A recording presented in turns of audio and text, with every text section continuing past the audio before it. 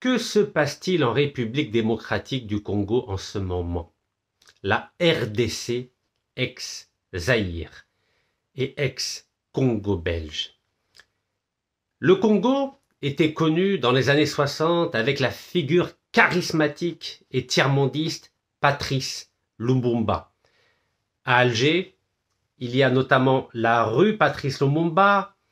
À Moscou, il y a la fameuse université Patrice Lumumba qui forme les étudiants africains qui étudient en Union soviétique.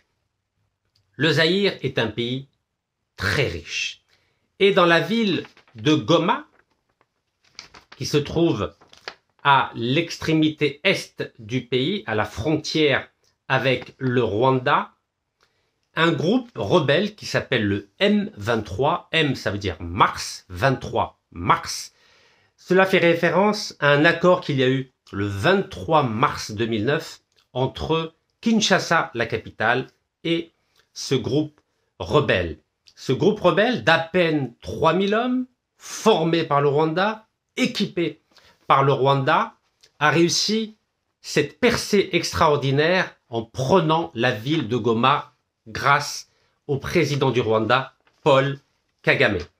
Paul Kagame a fourni le Rwanda et notamment le groupe rebelle M23 avec ses fameux missiles téléguidés anti-chars Spike qui viennent de l'entité sioniste israélienne. Vous savez que le Rwanda a d'excellentes relations avec Israël et ce pays, qui pourtant ne se trouve pas en Afrique, aime semer la zizanie dans notre continent africain. Il y a d'excellentes relations entre le Rwanda et le Maroc. Je n'ai pas besoin de vous faire un dessin pour vous dire que certains pays sur notre continent ont intérêt à déstabiliser le deuxième plus grand pays d'Afrique qu'est la République démocratique du Congo avec 2 345 000 km², c'est-à-dire juste derrière l'Algérie avec 2 381 000 km². Alors Goma, pourquoi Goma? Goma est riche avec ses mines de coltan. Le coltan, on l'utilise à la fois pour fabriquer les batteries électriques pour les voitures électriques et pour les téléphones portables. Le Rwanda, petit pays d'à peine 10 000 km², a une armée puissante. Et le Rwanda de Paul Kagame, qui gouverne le Rwanda depuis plus de 3 décennies, veut affaiblir la République démocratique du Congo en s'emparant des richesses extraordinaires qui se trouvent à l'est de la République démocratique du Congo, c'est-à-dire dans la région du Nord Kivu. Alors, comment se fait-il que l'armée de la République démocratique du Congo, avec à sa tête le président Félix Tshisekedi, qui est en charge du pays depuis 2019, n'arrive pas à combattre cette armée de rebelles d'à peine 3000 hommes? Vous savez, lorsqu'un pays qui fait partie de l'Union africaine forme, équipe, avec une technologie moderne qui vient du 9e exportateur d'armes dans le monde, c'est-à-dire Tel Aviv, évidemment, c'est facile de semer la zizanie et de créer un climat d'instabilité dans un pays tiers. Chose que les Français avaient qualifiée d'accusations infondées et fantaisistes. Est-ce que Paris dirait la même chose de la République démocratique du Congo lorsqu'elle dit que le Rwanda essaie de déstabiliser son pays en s'emparant aujourd'hui d'une ville très importante à la frontière avec le Rwanda? Je ne le crois pas. Et il ne faut pas s'étonner qu'à Kinshasa, dans la capitale de la République démocratique du Congo, qui se trouve à l'extrémité ouest du pays, les citoyens de la RDC ont décidé de prendre d'assaut des ambassades occidentales et parmi elles, l'ambassade de France. Car les Congolais n'ont pas oublié ce qu'a fait la France, ce qu'a fait Paris, lorsque les Hutus minoritaires au Rwanda ont massacré 800 000 Tutsis. Et ces Hutus sont venus se réfugier à la frontière avec la République démocratique du Congo. Et le problème vient de là. Il vient de cette époque-là, c'est-à-dire 1994. Pour ceux qui ne le savent pas, la République démocratique du Congo est maudite. Pourquoi maudite? Car il y a eu 2 guerres civiles entre 1997 et 2002 qui ont causé la mort de 5 millions de personnes dans l'indifférence généralisée. Et ce ne sont pas les casques bleus, à peine 3000 qui se trouvent à la frontière entre la République démocratique du Congo et le Rwanda, qui vont protéger cette ville de 2 millions d'habitants.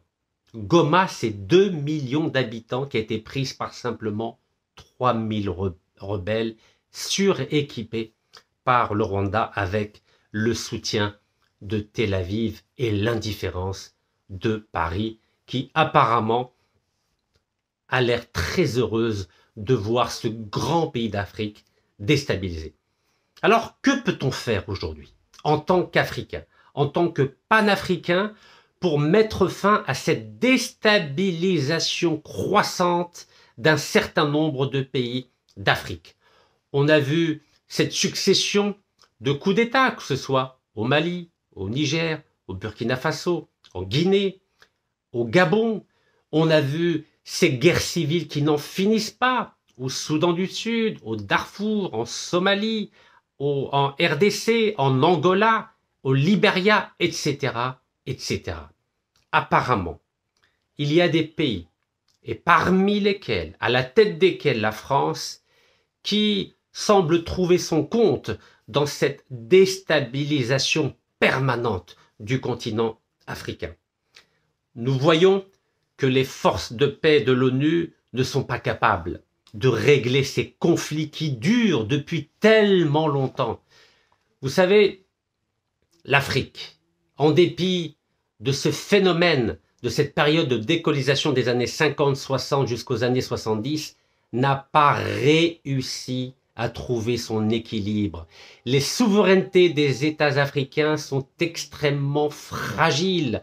Nous avons vu comment la France a essayé de diviser le Nigeria en encourageant le Biafra, qui est une région pétrolière importante, peuplée par des chrétiens Ibo entre 1967 et 1970, 1 million de morts.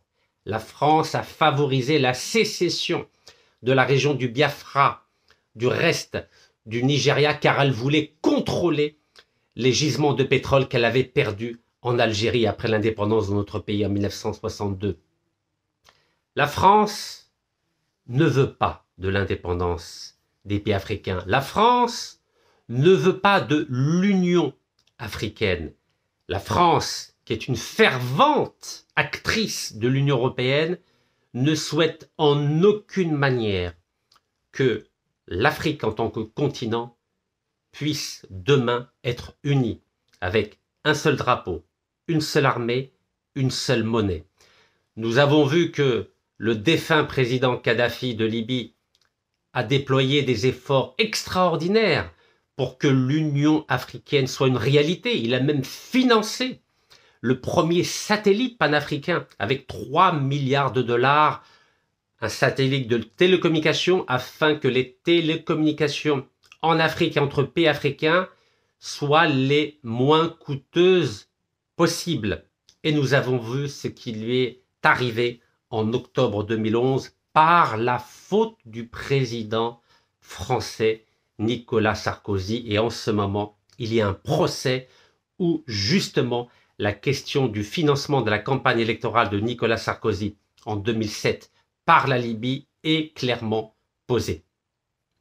La France, toujours la France, qui passe son temps à parler de liberté, d'égalité et de fraternité à l'intérieur du territoire national, est la première à briser la liberté, à briser l'égalité et à briser la fraternité entre les pays africains d'un côté et à l'intérieur même de chaque État africain où elle a joué un rôle par le passé. Car après les indépendances africaines, il y a eu ce qu'on appelle la France-Afrique. C'est-à-dire que Paris organisait des coups d'État, plaçait ses hommes liges à l'intérieur de ces États. On ne va pas parler de Félix Houphouët-Boigny en Côte d'Ivoire, on ne va pas parler de Blaise Compaoré au Burkina Faso qui a fait assassiner le grand Thomas Sankara, qui était le disciple de Patrice Lumumba. La France n'a jamais voulu que l'Afrique soit stable. La France n'a jamais voulu que l'Afrique se développe et la France ne voudra jamais qu'il y ait la paix en Afrique. Que peut-on faire aujourd'hui en tant qu'Algériens, en tant que panafricains? Nous avons la chance d'avoir en ce moment même au Conseil de sécurité des Nations Unies qui est constitué de 15 membres, dont 5 membres permanents. Et parmi ces 15 membres, il y a l'Algérie et le Sierra Leone. Ces deux pays peuvent réunir d'urgence le Conseil de sécurité des Nations Unies pour décider de l'envoi d'une force importante de casques bleus à l'est de la République démocratique du Congo. Ce n'est pas avec 3000 hommes qu'on pourra lutter contre ces rebelles financés, équipés par le Rwanda et par Tel Aviv. C'est la première chose que peut faire l'Algérie. La deuxième chose que peut faire l'Algérie, c'est de réfléchir avec les pays importants du continent africain, parmi lesquels l'Afrique du Sud, le Nigeria, le Sénégal, l'Éthiopie, l'Égypte, à mettre en place urgemment un conseil de sécurité panafricain avec 5 membres, avec 5 bases militaires. Quelle sera la fonction de ce conseil de sécurité panafricain avec ces 5 bases militaires placées dans différents endroits du continent africain? À chaque fois qu'il y aura un début de guerre civile, à chaque fois qu'il y aura un coup d'État, ce Conseil de sécurité panafricain aura pour but de décider de l'envoi immédiat des forces de la paix panafricaines. Si il n'y a pas ce Conseil de sécurité panafricain avec 5 bases militaires panafricaines sur l'ensemble du continent africain, nous aurons toujours des guerres civiles, des coups d'État et des groupes rebelles qui tâcheront à chaque fois de déstabiliser non seulement des pays souverains, mais de semer la zizanie chez les voisins. Voici ce que je propose à l'Algérie tant qu'elle fera partie du Conseil de sécurité des Nations Unies pour empêcher qu'à l'avenir, il y ait des tentatives de déstabilisation sur le continent africain avec l'aide de puissances étrangères à la tête desquelles Tel Aviv et Paris. Tahiyat Jazair, Wallah yarham al-shuhada, Inch'Allah.